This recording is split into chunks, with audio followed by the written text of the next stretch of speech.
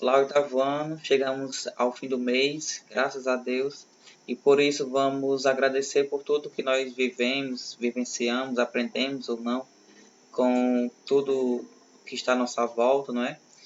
Vamos fazer a nossa oração hoje, Pai Nosso, a consagração, mas também que seu coração esteja cheio de alegria e gratidão a Deus por tudo. Por isso, de olhos fechados, possamos todos falar. Pai nosso que estais no céu, santificado seja o vosso nome. Venha a nós o vosso reino, seja feita a vossa vontade, assim na terra como no céu. Pão nosso de cada dia nos dai hoje, perdoai as nossas ofensas, assim como nós perdoamos a quem nos tem ofendido, e não nos deixeis cair em tentação, mas livrai-nos do mal. Amém. Então, meninos, nós vamos fazer nossa revisão, como tinha combinado com vocês, de na última semana do mês voltarmos um pouco os conteúdos que a gente trabalhou nessas semanas. E essa atividade, lá um quiz, mais uma vez no Classroom, aquela atividade com teste que vocês já fizeram, né? Então estão acostumados. O primeiro assunto que eu queria rever com vocês era o tipo de casa, kinds of houses, os tipos de casa. Trabalhamos com essas 4, naquela unidade lá. Row house, são essas casas parecidas em fileira, que uma espécie de condomínio, tem que ter um modelo bem parecido, preferência igual. Duplex a gente tem muito no Brasil. Farmhouse, que é a casa da fazenda, também é comum no nosso país. Temos cottage, que é uma casa mais simples, mais afastada da cidade, uma casinha de campo, tá? Ela pode ser, não significa dizer que uma cottage é uma casa abandonada ou velha ou que ninguém ligue para ela, não é nesse sentido. Mas ela é simples, de pessoas com vida simples, por opção, tá? Porque as pessoas querem fugir da cidade, né? Fugir entre aspas. E então procuram cottage, que é para ter uma vida mais sossegada, mais tranquila. Essa ideia mais de natureza mesmo. Dentro das casas, podemos perceber que a maior parte das casas tem esses compartimentos: kitchen, dining room, bedroom, living room, bathroom e home office. Não necessariamente temos que ter essas partes aqui. Algumas são essenciais, com certeza. Mas aqui eu creio que a home office e dining room não são tão essenciais, tá? Quanto as outras partes. Mas enfim, são essas. Vamos lá mais uma vez, ó. Kitchen, dining room, bedroom, living room, bathroom, home office. E alguns objetos, algo que faz parte de cada compartimento desse, cada parte da casa. Por exemplo, na kitchen, que é a cozinha, peguei aqui 4, acrescentei um do último slide. Temos microwave, fridge, stove, pan, micro-ondas.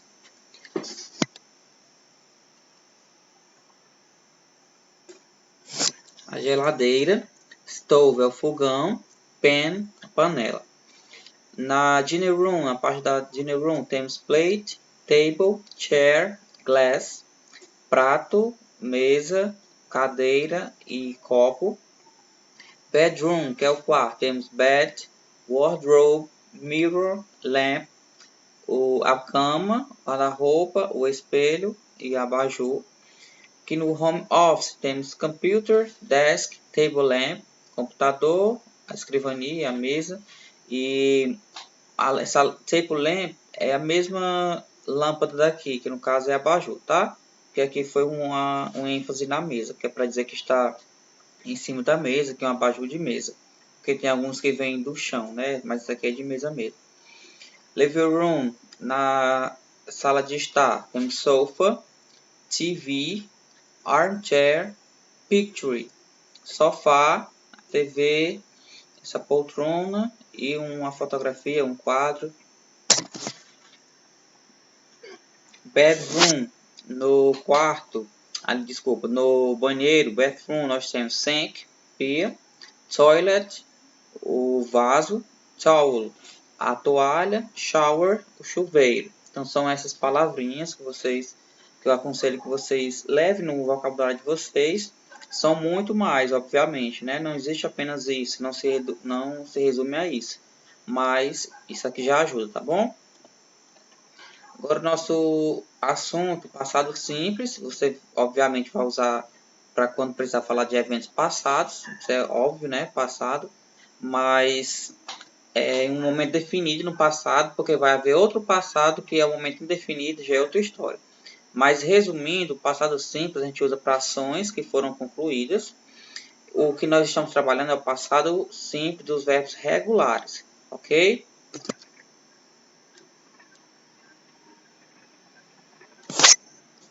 I moved the floor yesterday.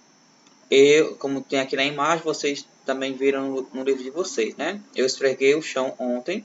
I washed the dishes yesterday. Eu lavei a louça ontem.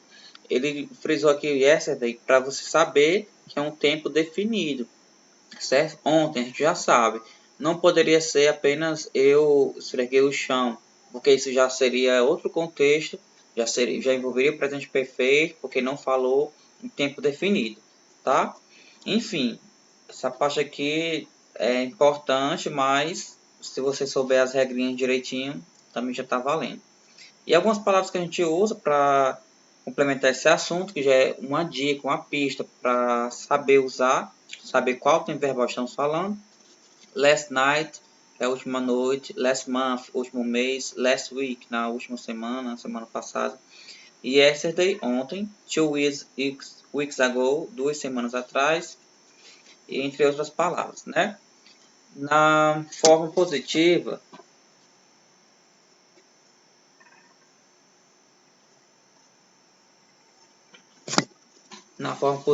nós temos Lúcia played soccer when she was a child. Esse é um exemplo de frase no passado. Tá? Essa seção aqui está mostrando do passado. Regular, dos verbos regulares. Você vai lembrar do ED no final dos verbos. Quando você fala em verbo regular, quando está no passado, automaticamente você tem que lembrar do ED. É o básico, na forma positiva. Isaac called to his mother. Isaac ligou para sua mãe. You studied Spanish. We started a new project. Nós começamos um novo projeto. Por aí vai. Esta é a forma, o exemplo, a sequência da forma positiva do passado do verbo regular. Sujeito, daqui as pessoas, Lúcia, Isaac, você, nós. O verbo, jogar, ligar, estudar, começar. O ED, que é o obrigatório aqui na frase, porque são verbos regulares. E o complemento, que vai depender de cada frase. Na negativa, você vai se basear com quase tudo. Repete aqui a sequência do sujeito, só que agora você vai acrescentar o didn't.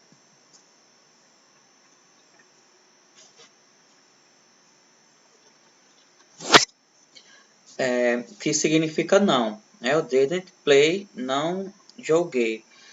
O verbo aqui, ó, ele não vai vir com ed mais.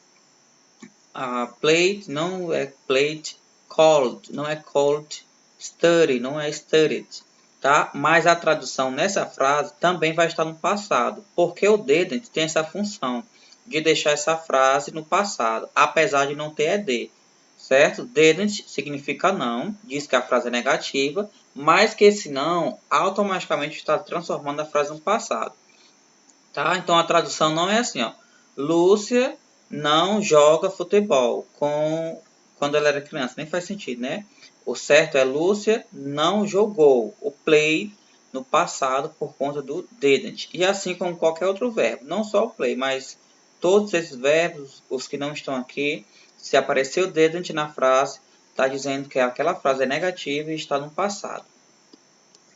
Temos as regrinhas para o ED, colocar o ED. A regra geral é apenas colocar ED após o verbo. Temos que observar se ele termina em CVC, uma consoante, vogal consoante, as 3 últimas letras. Se isso acontecer, se fosse a sílaba tônica, você tem que dobrar a última consoante. No caso aqui, ó, terminou em um B, vai dobrar o B, fica antes de rub, agora rubbed. Stop, terminando em P, vai ficar stopped, com 2P. Stopped. Plan com N, vi agora com 2 N's. Planned. Ok. E a regra do Y que fala, se terminar no Y e antes dele for uma consoante, você tira ele, o Y, para colocar IED. Mas se antes dele for uma vogal, você não faz nada, apenas coloca ED. Não precisa tirar ele não, tá? Deixa ele lá no cantinho dele. Os exemplos. Lucia played soccer when she was a child. Lúcia jogou futebol quando ela jogava futebol quando ela era uma criança.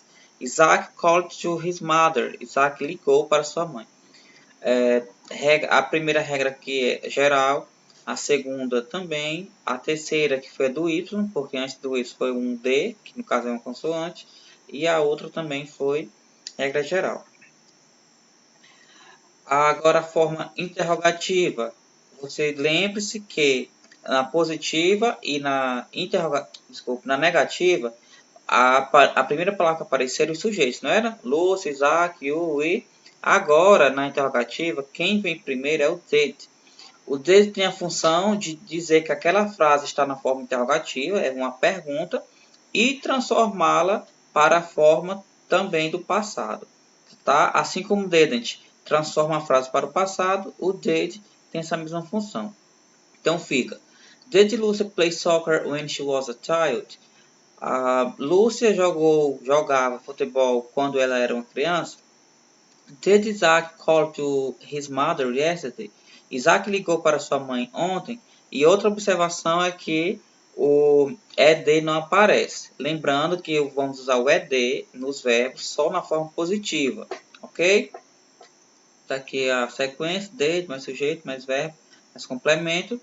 Quando se faz uma pergunta, obviamente alguém quer uma resposta, né? Isso é o básico.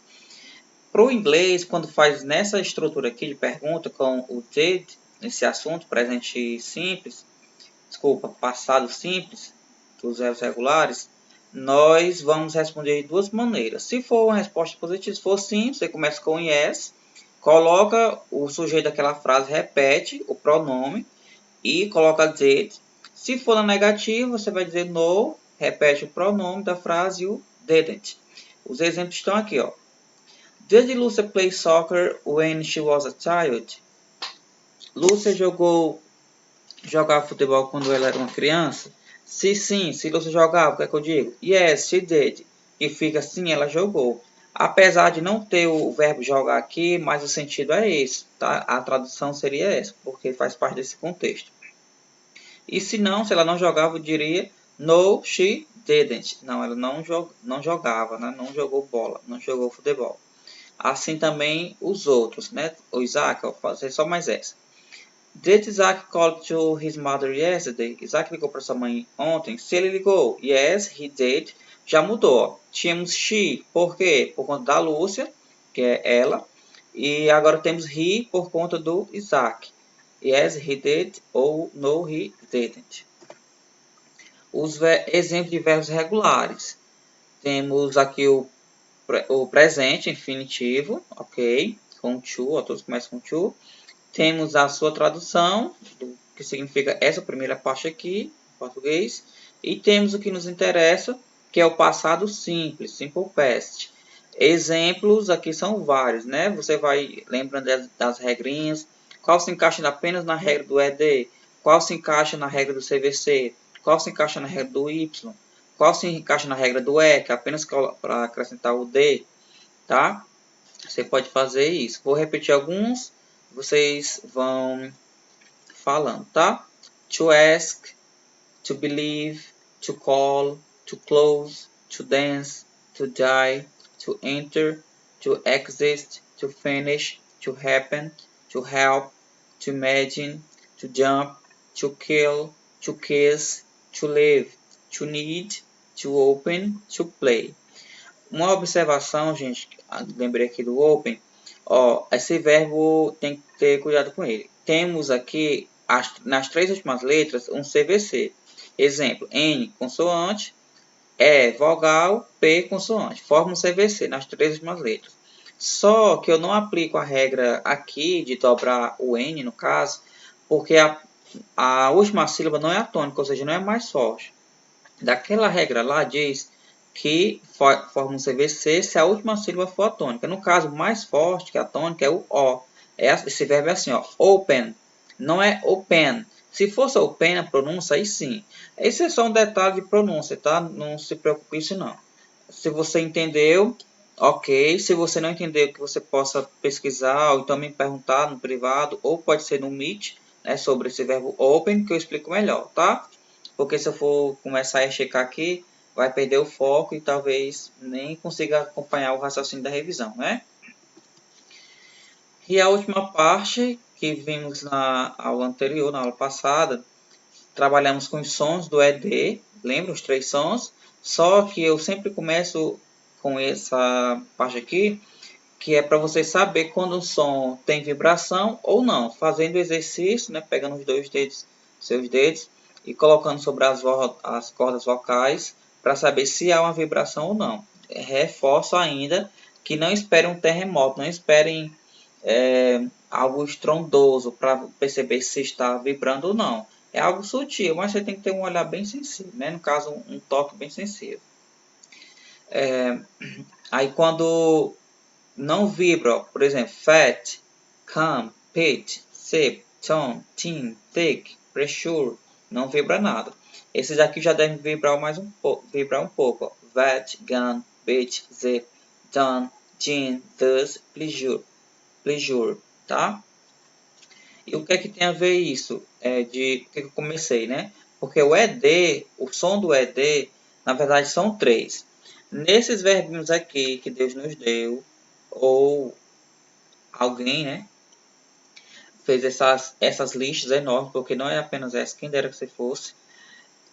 Todos esses EDs aqui, ó, todas essas palavrinhas, juntando todas essas com as que não foram colocadas aqui, do mundo todo, né? Quando tiver terminado em ED, vão ter 3 tipos de som diferentes. Eles vão, às vezes, ter som de T, o ED, tá? Às vezes vai ter som de T, às vezes vai ter o som de D, e às vezes vai ter o som de ED. Depende de quê? Do último som. Quando temos P, F, é o básico aqui, e os outros, ó, que complementam. S, Z, Ch, Ch, J, J. É engraçado, né? Então a gente tem um som de T, porque eles não vibram, tá? Não tem a vibração. É o S, Ch, Ch, J, J. O D nós já vamos ter nessas aqui, ó, P, G, L, M, N, V. O ed, essa daqui é para você lembrar da aula passada. Quando a palavrinha terminar em D ou T. Se decorar essa aqui por primeiro, as outras vão ficando mais fáceis. Lembre-se, o ED, quando terminar a última palavra do verbo, no caso, a última letra do verbo for a letra D ou T, esse ED vai ter som de ed, tá? Para facilitar, essa tabelinha que a gente já tinha visto, ó, ED, som de ed vai ter quando? Quando a palavra terminar em T ou D, ok. Quando é que vai ter o som de T? Quando terminar em P, Q, F, S e outros, né? Mas eu queria que vocês memorizassem essa sequência aqui, porque ajuda muito. E o D, o ED com som de D, vai ser quando tiver B, V, R, M, N, Z e todas as vogais, as cinco vogais, ok? Exemplos, para a gente terminar nossa aula. O ED com som de it, visited, ó, terminou em T. A última letra foi ou é T, tudo é T, ou é D. Então vai ser som de it, visited, started, painted, assisted, needed, attended, mended. Com T, o ED com som de T, porque aqui não tem vibração. Então vai ser worked, watched, finished, pushed, passed, kissed, dropped, danced, fixed, ok? O ED com som de D. Aqui ó, o T, e aqui é D. Closed. E não pode ser misturar com ED, tá? Bem parecido, mas é bem mais rápido, sutil. Closed, rubbed, hugged, called, charmed, planned, tired, loved, played. Ok? Meninos, é isso. Eu espero que com essa revisão vocês estejam mais calmos agora sobre os assuntos. Eu sei que é muito conteúdo, tem hora que parece que vocês não vão conseguir dominar, né? Talvez vocês tenham essa sensação.